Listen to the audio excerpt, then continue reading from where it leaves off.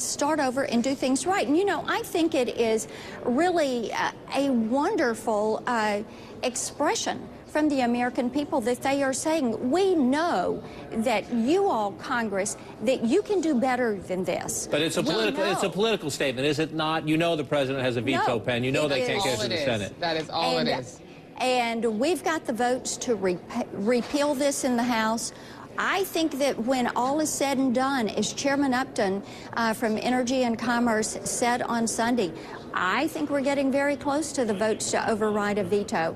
I think that we're going to be able to get this off the books. I fully believe that. Let me come in on this. I want to get to a few other points before we lose our time. Go ahead. Well, I agree with Marsha on the first few things she said, which is that we need to make sure that people have the opportunity to get the health care coverage that they need. We need to make sure that patients and doctors are in the driver's seat. Repealing health care reform puts insurance companies back in the driver's seat, yanks health care decisions away from doctors and patients, and puts insurance company bureaucrats back in the driver's seat. That's the direction the Republicans want to take. Companies are in the driver's seat now because of a mandate. We'll continue the health care debate, I believe, for at least a few weeks, if not a few months, or longer. But Congresswoman Blackburn, I want to come back to you. As a prominent member of the Republican Party, you know the responsibility your party is about to assume here. And in any new relationship, what you do right out of the box sets a tone. People will watch Speaker Boehner take that gavel tomorrow. They will listen to him when he makes his remarks, and they will watch what the new majority does in the early days in office. In that regard, I want to ask you if this troubles you at all. Darrell Issa from California is the chairman of the Government Oversight Committee, and he has sent a letter to 150 trade groups, business groups, corporate groups around town, asking them for ideas. Here's a quote from his letter.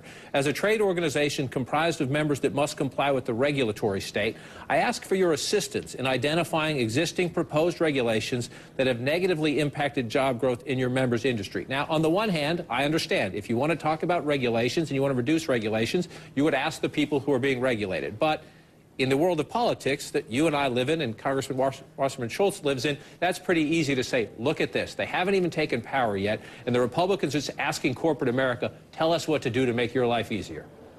We have spent the entire past year holding listening sessions across our districts.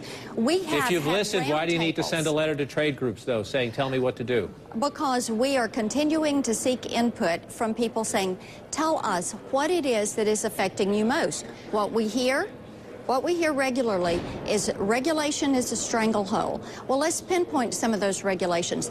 Health care, what you're doing with Obamacare makes it unaffordable. What they want to see is taxation reduced. They want to see some certainty. I can't tell you the number of town halls and roundtables that I did with employers, large and small, in my district throughout the Mid-South, who would say, time and again, you have got to do something about the uncertainty that is there.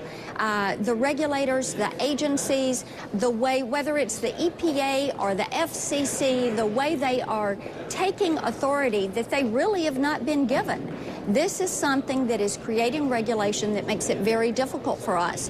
What I think you're going to see, whether it is the Government Oversight Committee or whether it is oversight and investigations from Energy and Commerce, where I'm a member, we are going to be very diligent in looking at the impact that legislation and regulation has. Indeed, in our pledge, we have said if any regulation or law has more than a $100 million impact on the American economy, it has to come back in for review.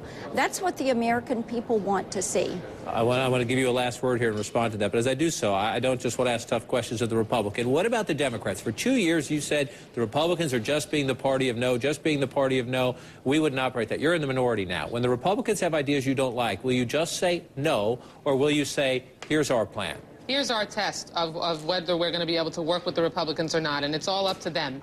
We're going to measure everything they do by whether it creates jobs, whether their proposals reduce the deficit, and whether they help the middle class. So far, the yardstick that we're using to measure them by on those three things, they are failing miserably. But I mean, tomorrow seems to be the first day that we're giving the keys to the candy store back to big business, back to corporations, actually asking corporations how we can loosen their regulations. That's how we Democrats has labor unions. Well, that's how we sent the economy over a cliff in the last couple of years. You want to create jobs I let you finish. Creators. We said not allowing there to be appropriate balanced regulation is how we almost sent the economy over a cliff, and we had to rescue it and turn the economy around.